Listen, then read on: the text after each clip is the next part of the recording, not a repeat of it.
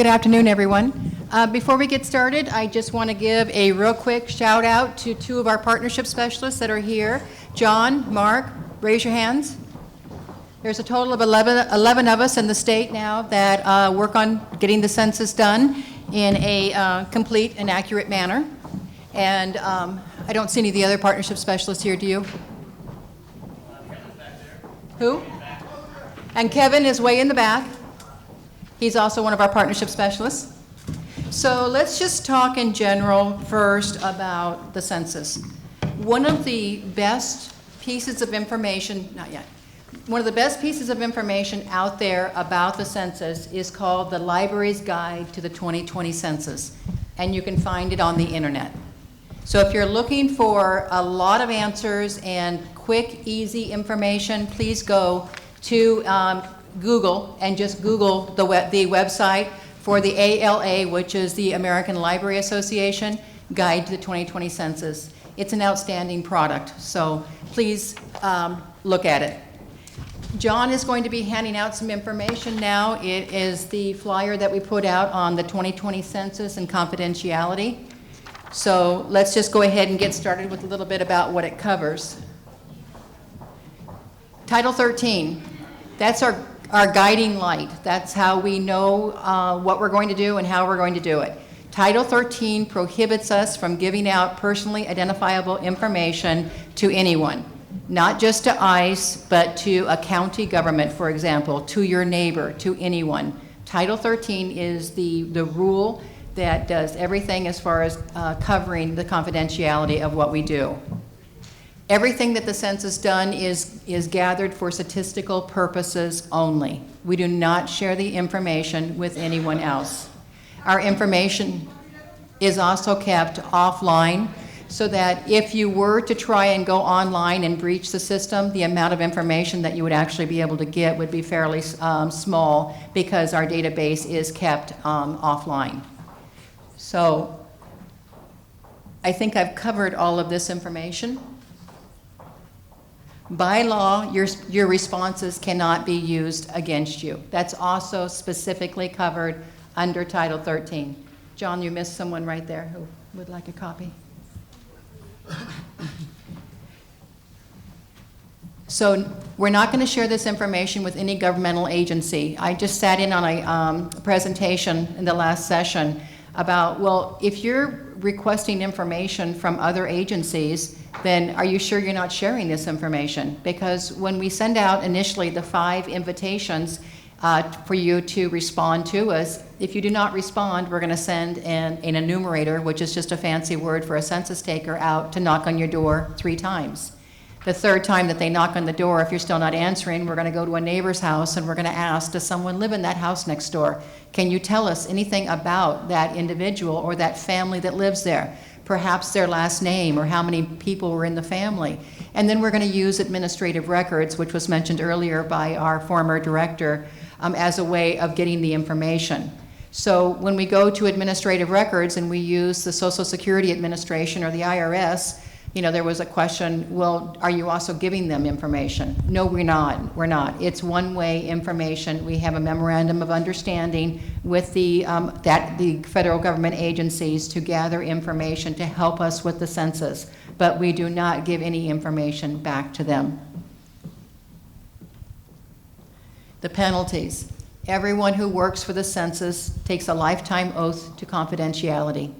We're not allowed to give the information to anyone, to talk about information that we might gather. If we did, we could face up to fines of up to $250,000 per instance or 5 years in jail. To me, I'm not going to give up information on anybody, even if those remedies weren't there. But the fact is there are harsh penalties if someone were to give up any information. I met with a group of people recently. They're called Home Forward, and they do a lot of Section 8 housing. And we talked there about an enumerator coming out and meeting with a family that maybe lives in Section 8 housing. And the concern that we have, grandparents raising their grandchildren. And a lot of times the grandparents are apprehensive about telling us that the grandkids live there. The number one reason would be the grandparent is concerned that we might tell the landlord Or they might get reported to Section 8 housing, to the HUD people. But we're not allowed to do that. And I know that people who live in Section 8 housing, that they're supposed, if they say that there's 3 people living there and their 2 grandkids come and there's an extended stay, they're supposed to have a court order in order to be able to stay in that house. But as enumerators, as census workers, and as people who work for the Census Bureau, we don't care how many people live in that house. We just want to get an accurate count. As someone pointed out earlier today, it's approximately $3,200 a person. If you get a mom who has 3 children and she doesn't respond, that's 4 people that didn't get counted at $3,200 a person for a 10-year period. So it's important to all of us that we make sure that everyone get counted. If an enumerator were to go to a house, for example, where it was condemned, but we knew someone was living there, we're still going to take the information from that house and we're going to count them. One example that I give is my cousin Stan, who lives in Curry County. He lives in a trailer on state property next to a river. He's been there for 3 years. The family's told him he's not supposed to be there, it's illegal. He's still living there. When an enumerator knocks on his trailer or his fifth wheel and finds out that 2 people live there, we will count the 2 people using latitude and longitude to make sure that they get counted. Because regardless of where you are, we need to make sure that everyone gets counted. There was also reference earlier today about the CBAM, a study that was done about who people trust. As a general rule, people do not trust the federal government, particularly at this time. Local officials, state officials are trusted a little bit more, but not as well as we need them to be. And that's why it's important that we reach out to people that are in community-based organizations, people like Home Forward, people like the Virginia Garcia Foundation that specifically perform outreach to migrant workers to make sure that they all know that we need to make sure that they all get counted. But why is this counting important? It has to do with the money. It's just that simple. $13.5 billion using FY17 information. That's why we need to make sure we get a complete and accurate count. When I first met with Virginia Garcia Foundation, I wouldn't say that they were particularly hospitable because they saw me as a federal employee. But when they talked with their CFO and they found out that most of their funding comes from the federal government, they realized how important the census was. And I don't know how to put it in simpler terms. So yes, your information, it's safe, it's secure, this is easy to do. One thing that hasn't been talked about real quick, I'm just going to give a pitch. We are coordinating with all the public libraries throughout Oregon. We will have census resource centers at all public libraries. I've already met with 4 counties, Multnomah, Clackamas, Washington, and Umatilla County, and they've all agreed to put census resource centers into all public libraries. People as far away as Jefferson County, over in Baker City, they're also asking. Everybody wants to put in these census resource centers where you can just walk into the library and get assistance completing the information or getting answers to your questions. So I think that that's going to help a lot of the people that are viewed as hard to count. The last thing I wanted to talk about, though, is we only protect the information for 72 years. The release of census information is really important to a lot of people because it helps us to know about our ancestors. So after 72 years, all information is released. I don't know how many people were aware of that, but that's where you get your information, the important information about who your family is, where they came from. I'd strongly recommend that you look at this information to find out more about your heritage. And why did we pick 72 years? Because we viewed it as a lifetime, that anything that we gave out at that point in time, there'd be no harm, no foul. So we do release it after 72 years. So at this point in time, I've finished with my presentation. I know it really wasn't all that long because you also have the flyer now that really talks about the confidentiality issue. Does anyone have any questions? Yes. The 72-year rule, is that statutory or is that just by regulation of the census? It's part of the, it's Title 44, I believe, which is regulatory. It's a law. Yes. Oh, that's one thing that I could also talk about. I've been employed with the Census for a year now, and one of the first things I was asked to do was to give a class at Willamette University on the Census. And a gentleman asked me a question, and I didn't know the answer. I didn't know the answer at all until the day when I talked with John, the former Census director. I asked him the same question, and he gave me the answer.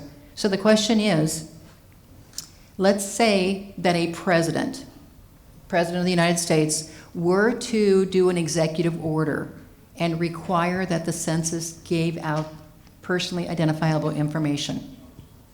Now, I know Title 13 will cover that, and that the court cannot make us give out the information, because it's a law, and the only way it can be changed is through an act of Congress. Congress enacted the law, Congress would have to change the law. But the other question was, what about the Patriot Act? You know, after 9/11, a lot of things changed. A lot of our personal liberties were given up. So is the Patriot Act subordinate, or is it higher or lower than Title 13? I found out today it's actually lower. So even if someone wanted to enact the Patriot Act as a way of getting personally identifiable information, they would still not be able to. And I'm actually really happy that I got to find that out today. So now, are there any questions? You guys are too easy. Thank you very much. No, I have a question right here. Oh, okay, I'm sorry. Yeah, hi, how are you? Good. My name is Violet. I'm here on behalf of the Immigrant Refugee Community Organization. And one of the concerns that our community members has is under Title 13, the refusal or neglect to answer questions resulting in fines and criminalization. Are you able to speak to that today? If there is a confidentiality, how do you figure out if someone has lied or misrepresented on the survey, or not answered a question, either intentionally or neglected to do so? And then what about the enforcement around fines, fees, and criminalization? Thank you. Mm-hmm. So let's first talk about the census questionnaire, the 10 questions. There are questions on there such as, what is your phone number? Some people don't have phones. So if you don't answer that question, it's really no harm, no foul, because if you don't have a phone, you don't have a phone. Another question has to do with your ethnicity. I'm white, but I don't really claim any other ethnicity, so I'm going to leave that blank because there's nothing else for me to say. So although all the questions that we ask are important, and it's important that you answer the questions, sometimes for a variety of reasons people may not want to. The gender question, as an example, is it's a male-female question. If someone doesn't want to answer that question, then obviously we won't count that, but we will count the rest of the survey, whether you go over the internet or over the phone, or if you complete the survey itself. So we do ask that you answer all questions to the best of your ability, but if for whatever reason you do not want to answer all questions, you do not have to. But is there a trigger as far as which questions have to be answered and which questions don't? One thing that we ask for is, if you say you're a family of 5, it's a husband, wife, and 3 children. If you don't give us the names and the birth dates of your children, we will have to send an enumerator out, because we cannot validate the information without having the name and the birth dates of the individuals. Another question on there is, do you own or rent? Will that send an enumerator out? I don't know that it necessarily would or wouldn't. In today's times, with us trying to get enough staff, it may not be enough for us to send out an enumerator. It's just a matter also of timing and how much time we have. But one of the key questions that I think you're referring to is people who might lie on the census form.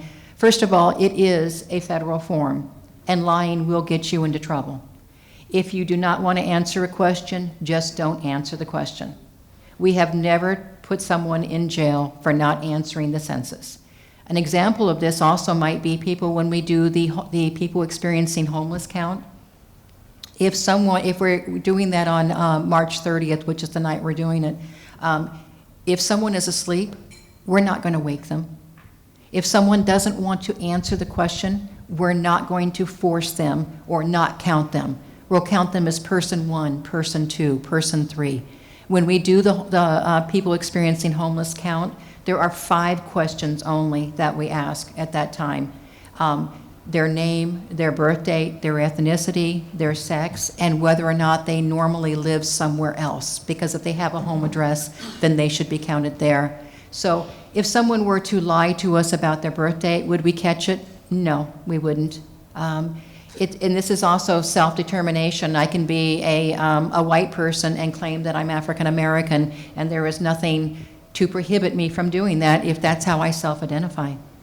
But I would ask that if you, that you would not lie on any federal form. It doesn't really matter which federal form it is because there are penalties for that. But again, we have never done anything as far as people who do not want to respond to the census. Did I answer all of your questions? No. Okay, I'm sorry. My issue is I'm actually looking at Title 13, Subchapter 2, Section 221.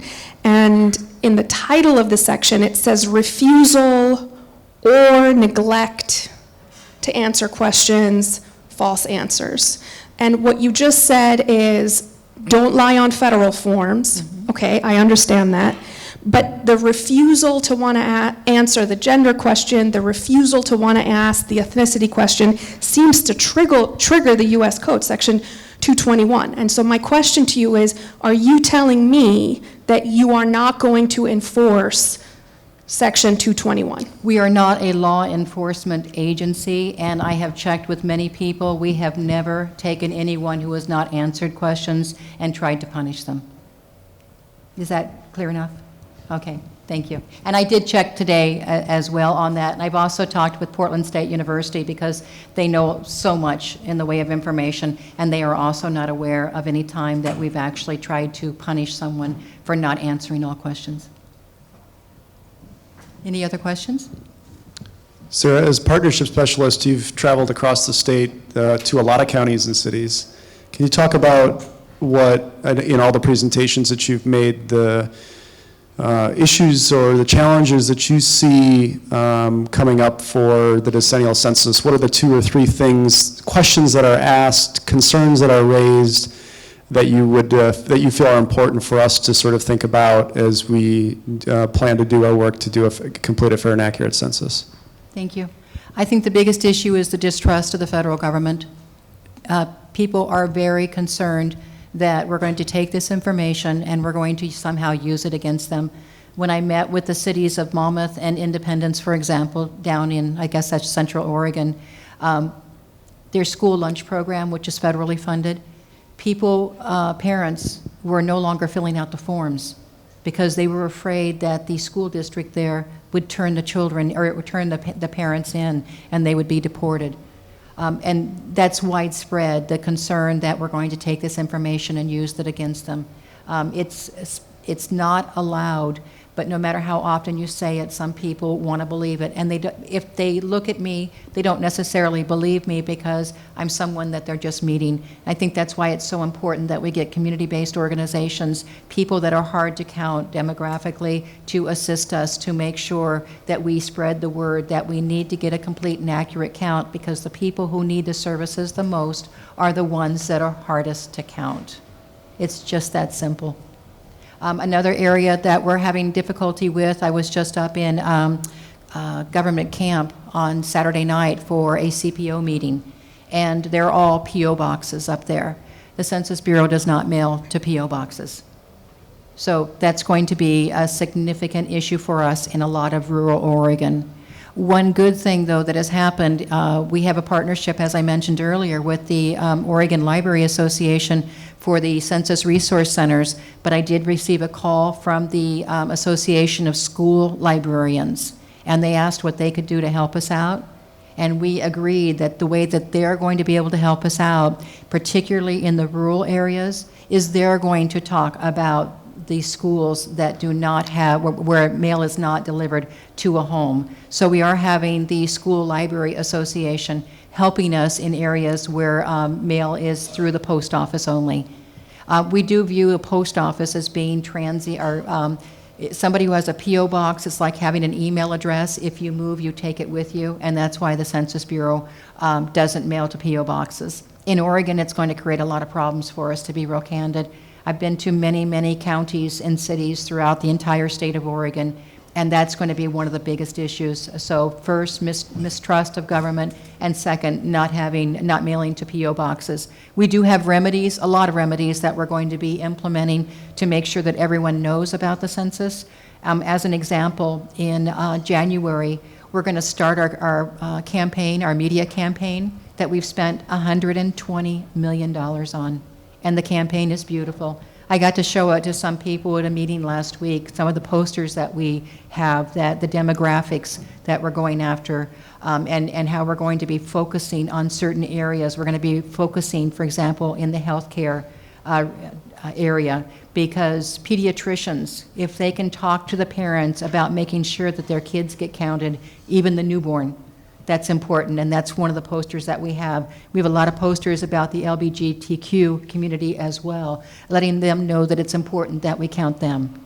So I think that there's a lot of things that we're doing as far as publicizing, but the two issues of the trust of the government, that's going to be really hard to get around. I think even sometimes us as census workers, we have difficulty with that, just like everyone else does. Are there any other questions? Yes. What about those that are in adult foster homes and individuals that are, they claim Oregon as their residence, but they live in non-traditional settings? Regarding the first question, if you live in like a Alzheimer's facility or the group enumeration, group quarters, that's people who live together that are not necessarily related, that are getting some sort of a service. So whether it's an Alzheimer's facility, a hospice facility, dorms, adult foster homes all fall under that category, that they'll be true. Correct, yes. And just to clarify that there is only one census form per household. So if in a family facility like that, or a facility like that, the census form only allows for up to 10 people. So if you run into a situation, maybe an adult foster home or adult care facility, where there are maybe 20 people living there, give us a call and we're going to handle that under group enumeration. We'll make sure that you get covered that way. We'll send someone out to actually handle that house for us to make sure that everyone gets counted. Now, I'm identifying that because they're union. Adult foster homes are unionized, and I have not seen any information that has come to the union for our population of workers to identify how we can support this. actually, Surprised that I'm not seeing that. and actually, we should talk once we finish, if we can exchange business cards, because I'd love to talk with you about that. The group enumeration is going to be difficult for us. We're asking for help from the state, local, and county officials to help us identify where group homes exist so that we can make sure that they get counted appropriately. Then you had a second question regarding those experiencing homelessness and how they're going to be counted. Is that what the... Well, specifically those who are off the grid, put it that way. Okay. We have Kevin, who is over there. He's working specifically with individuals that are quote-unquote off the grid, people who do not have an address. Some of these people might live in a campground, as an example. We also have transitory quarters. We're going to be doing those over a few-day period, and I think that presentation is going on right now, but is it next? Okay. There is on transitory quarters and places where people don't have addresses, how we're going to be addressing them. And it'll all be done through group enumeration or service-based enumeration. We do have a plan. It's going to be difficult because the homeless count is so large here. But it isn't just here. It's many places in the United States. The whole process will occur over a 3-day period. And one thing that we did find out is If, for example, there is a group of people living, let's say there's 20 people living in a campground, and we know for a fact they weren't counted, after that 3-day period, we will still be able to count them. So, yes? I guess one of the concerns I have are for our young adults who do not live with their parents.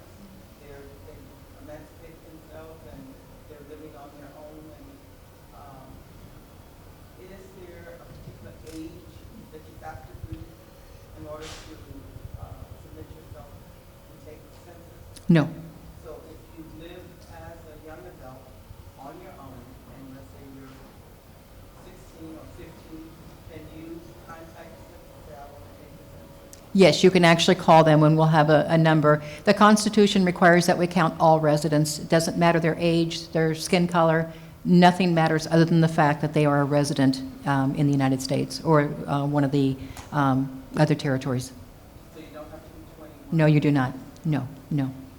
Another question that comes up occasionally is what happens when someone is, for example, incapacitated and they live at home.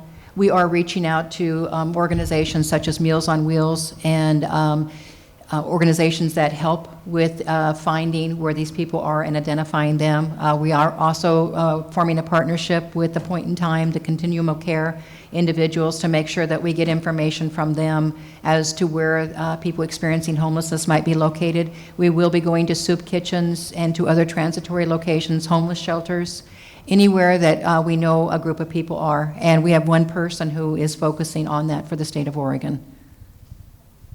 Any other questions? Thank you. I appreciate your time.